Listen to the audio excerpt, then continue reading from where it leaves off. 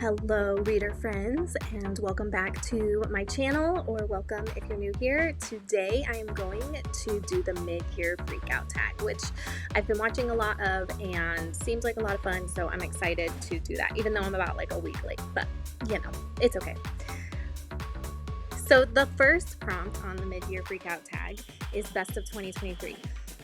Before I get started, I'm going to do either young adult or adult picks and middle grade picks because I like to talk a lot about middle grade books as well. And so that was, I kind of did the prompt twice. So for best of 2023, this was a no-brainer. R.F. Kuang's Babel and Celeste Ng's Our Missing Hearts. Both of those books are adult. Fantastic, beautiful books.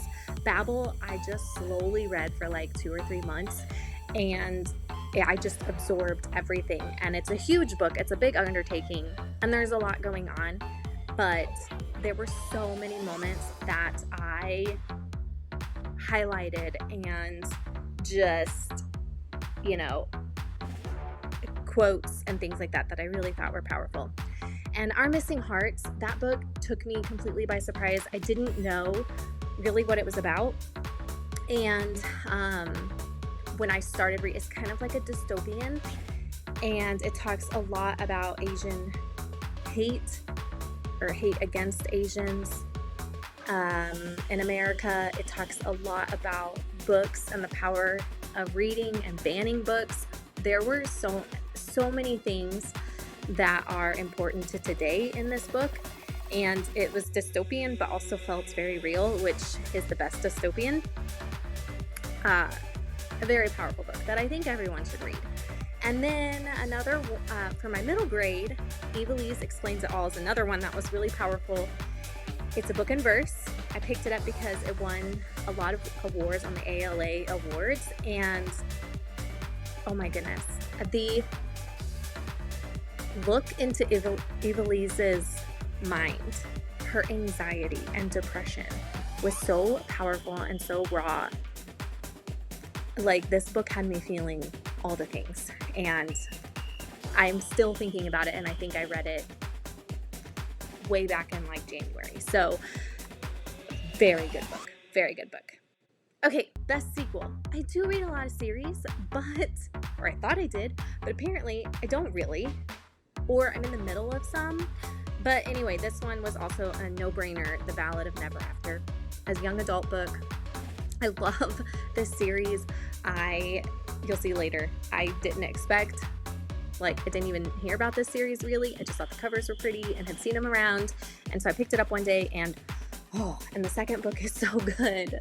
Like, getting Jax's story more and just seeing more of their quest unfold is really good. And then When Clouds Touch Us by Thanh Lai. I don't know if I'm saying that right, but I remember 7 years ago, I could probably look back on my blog, where I was reading, I was just starting out on my book blog and reading middle grade books. I had been teaching, and I'd started teaching and just started reading middle grade books, and I came across Inside Out and Back Again. And it's a book in verse, and it's about a refugee from I can't remember. Hold on. Saigon, Vietnam War. It was an amazing book. It was powerful and raw, and there's some bullying in it from her being in America, and the feelings. Again, a super important book. And so when I saw that there's a sequel, and look at this cover, I mean, it's gorgeous, I had to pick it up, and I'm glad I did. I loved seeing her story continue. I loved hearing about she actually has to move again, and just experiencing life as a refugee in America was really, really powerful. So love that book. Also in verse. Okay, newest fictional crush. I decided not to do a middle grade version for this because it just felt kind of icky. So I don't want to crush on a child. So I have adult and 2 YA picks. for my adult pick was Ned from Wisteria Society of Lady Scoundrels. That book, all the swoon-worthy book. The whole book. I just loved it. And I don't want to give anything away about why I like him because it's so centered to the story, but he's a great character. And then, of course, Jax in The Ballad of Never After, and Cardan in The Cruel Prince, because we love the bad guys, right? Like, or the mysterious, or you don't really know what they're planning, but yeah, they just have they're intriguing, I guess. Of course, I was going to put Xander on here from The Fourth Wing, but I've seen that one come up so much, and yeah, he's great, and I love him, but I wanted to kind of be a little different and not keep repeating the same thing. Plus, I hadn't finished Fourth Wing officially when I made this. I just finished it last night, so I didn't include that in here because officially it wasn't done in the first half of the year. Okay, anyway. All right, new releases that are on my TBR that I'm excited for in the future. A Curse for True Love, which is the third book in Once Upon a Broken Heart, and Green by Alex Gino, which is the middle grade pick, and I actually have a copy, so I get to read it. I don't have to wait until it publishes. So I look forward to both of those books. One for entertainment, and Green probably for some heartfelt, just some feel-good character development, which was what Melissa had. And Jilly P, you don't know everything, Jilly P. I love the way Alex Gino creates characters. And also it's a non-binary character, so I love reading, those books with those voices. Okay, but the most anticipated release. This one was hard because I am looking forward to Iron Flame, the sequel to Fourth Wing. But I think V.E. Schwab has my heart.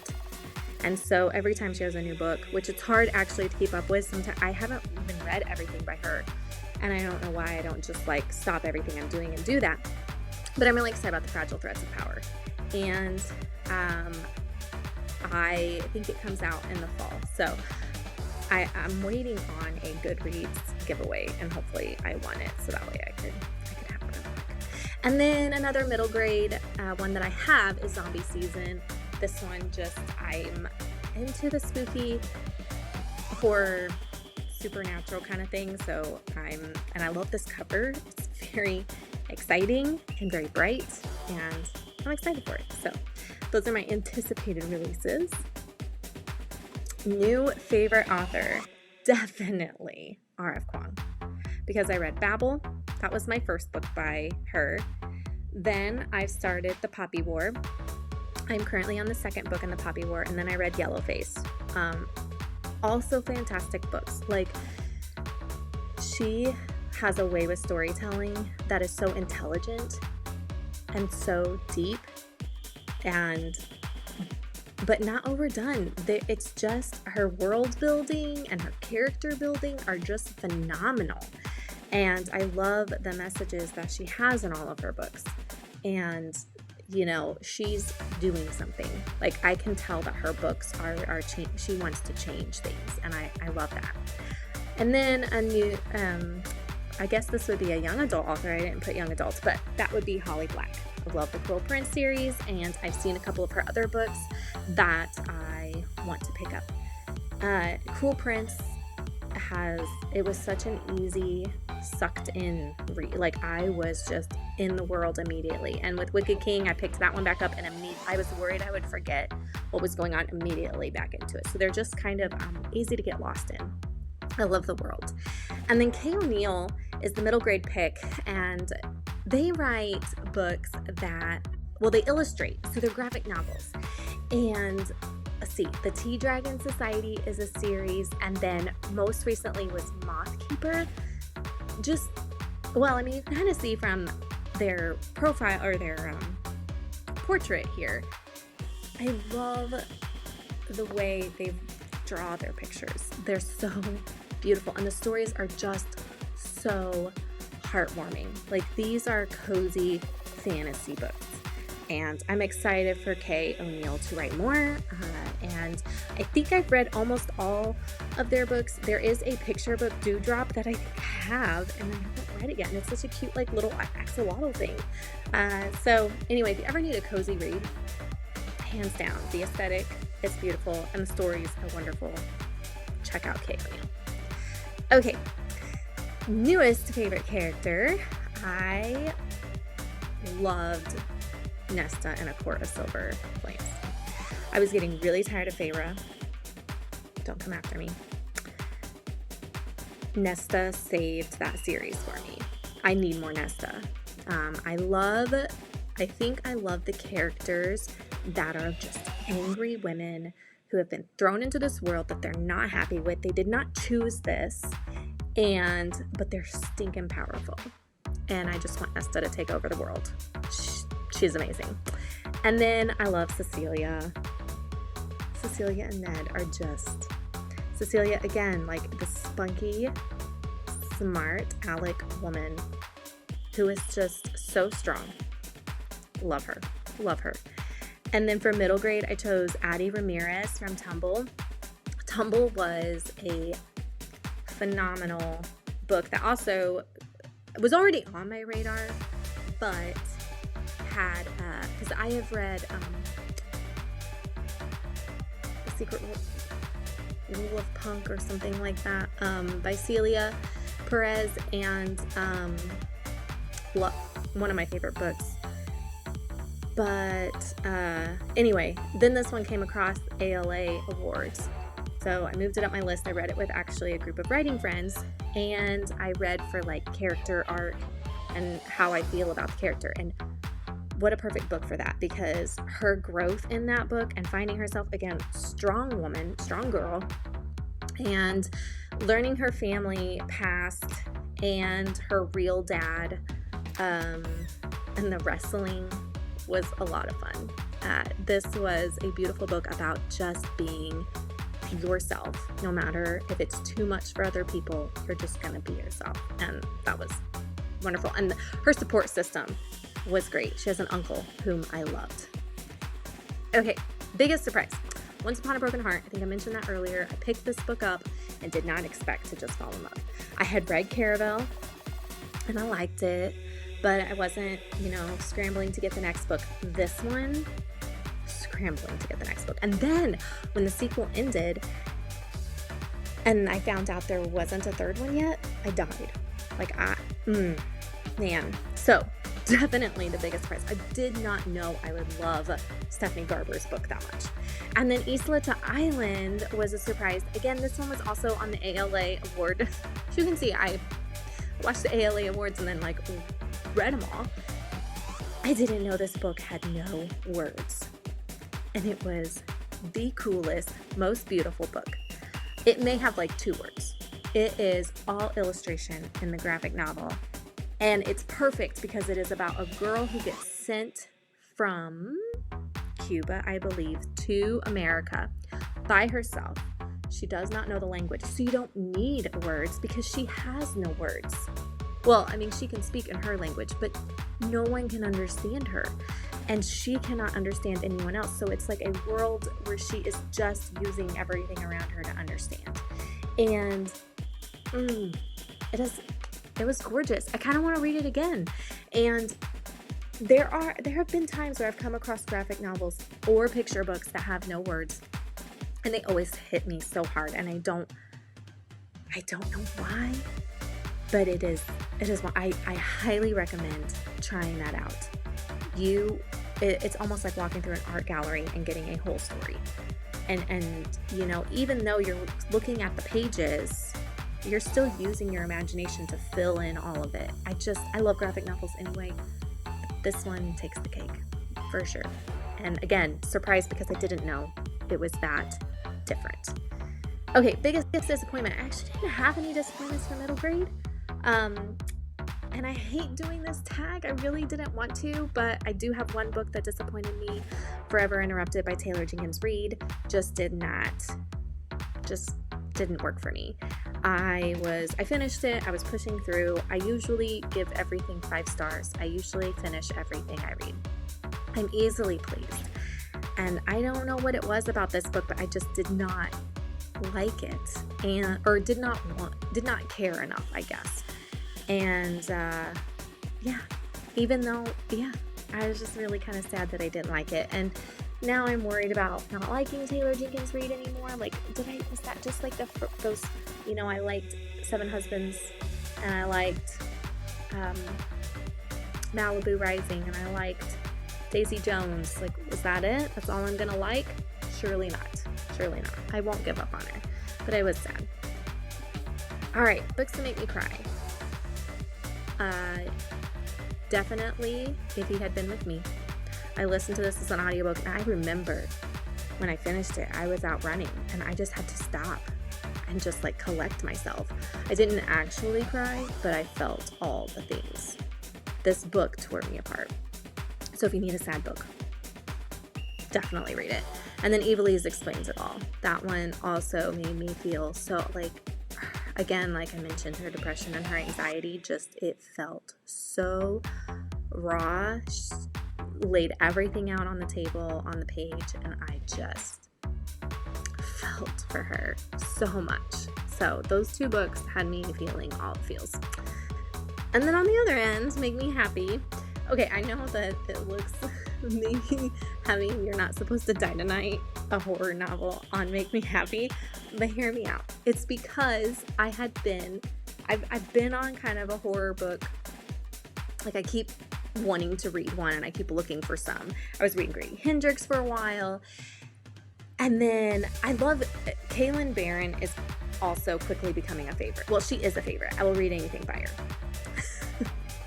But this one, I was like, oh my gosh, this sounds like what I'm looking for. And it was. It's the perfect like slasher teen book.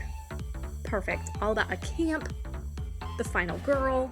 I mean, it had all of the horror tropes and the twists and, the weird people in the woods, and just it made me so happy to read it, even though it was terrifying.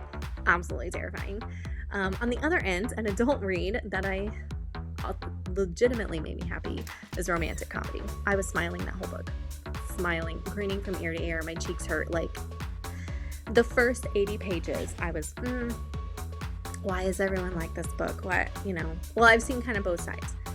Kept going, and when it got to chapter 2, or part 2, it was chapters 2, but it's kind of like a part, I couldn't stop, and I just, their banter, perfect. And then for middle grade, I chose Kelly Yang's New From Here because it's a beautiful book, but mostly it's the first book my daughter and I have read together in a long time. I used to read every night to her. We've kind of gone in and out of it, and this was kind of like the resurgence of us reading. And so the giggling that we had in this book, the good conversations. There was one moment where Kelly described one of the characters as furrowing their eyebrows, and my daughter immediately did that, and she said, "Are they furry yet?" I'll never forget that. So now we're like, I'm gonna make my eyebrows furry at you. It's so funny. It was such a good time. Favorite book to movie. I don't watch a whole lot of TV, but I kind of looked back through. I don't know if this was from this year or not, but Heartstopper, definitely my favorite show ever. And the graphic novels are just, oh man, the romance is so cute. It's so adorable. And then I haven't read Queen Charlotte, but it is based on a book, right? Or did the book come out after? I don't know, but I loved Queen Charlotte, and I have not cried in a show in a long time. That one had me bawled. That I have not seen enough people talk about this show. It was amazing, and I want to watch it again. And that relationship, I might read the books. I might. And then for middle grade American Born Chinese, I was super excited to hear that this was being turned into a TV show. And because I loved the graphic novel, I did not realize the graphic novel has been around so long. And I even listened to an awesome interview on NPR with Gene Lin Yang, and made me so excited to watch it. So I'm still watching it, but I'm on episode 4, I think, and it's a lot of fun, and it's so much heart in it. And again, a super important book and show that I'm glad is now, I guess all of these are shows, not movies. I'm glad that story is reaching a bigger audience, and maybe a resurgence into his book as well. Okay, most beautiful book I've bought. A Day of Fallen Night. I haven't even read Prairie of Orange, but whenever I saw A Day of Fallen Night and noticed it was a prequel, I went ahead and picked it up, and it's gorgeous, and I think it's on there. It's right behind me. It's wonderful. I love it. I love dragons anyway, and it's a beautiful cover. And then CeCe Rios and the King of Fears. I love all of the covers of Kayla Rivera's books. Like, these are just so gorgeous. I don't know what it is. I think it's because I love the setting. And so I look forward to reading this, but I haven't read it yet. I need to, because the third one's going to come out soon. And so, anyway, love. If you haven't read CeCe Rios, you should definitely. It's a great fantasy. Great fantasy. Okay, must read. The first thing I must read. So, the first thing I thought of was all of my Book of the Month books, because I have a whole shelf designated for them. I need to read them. Every month I get a new book or two, and then they're just stacking up. I really need to finish these. But to be specific, these are not Book of the Month books, but other books that I must read. The Priory of the Orange Tree. I want to do it.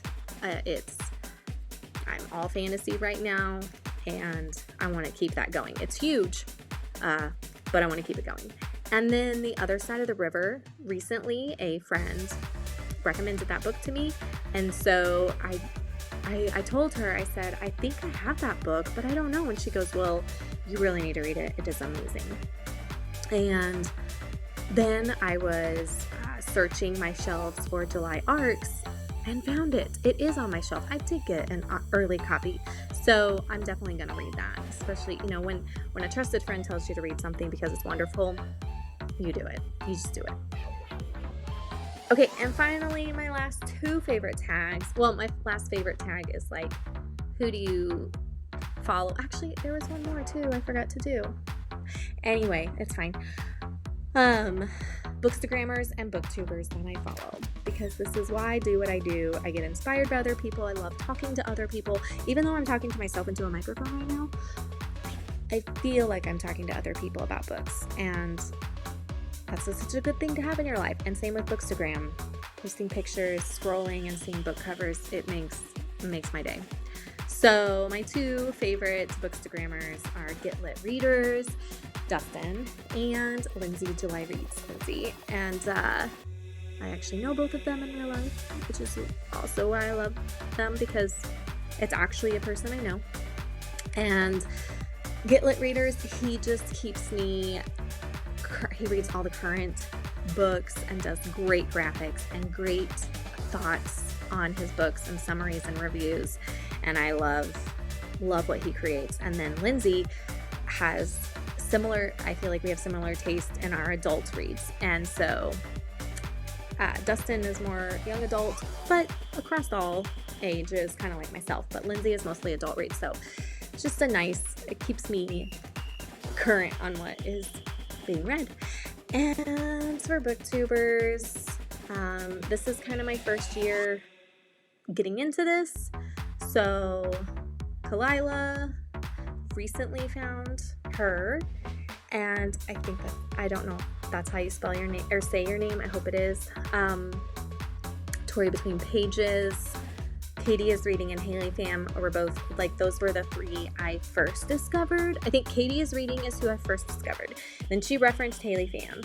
And then I think Tori Between Pages came up on my YouTube suggestions. And so I always check those for new videos.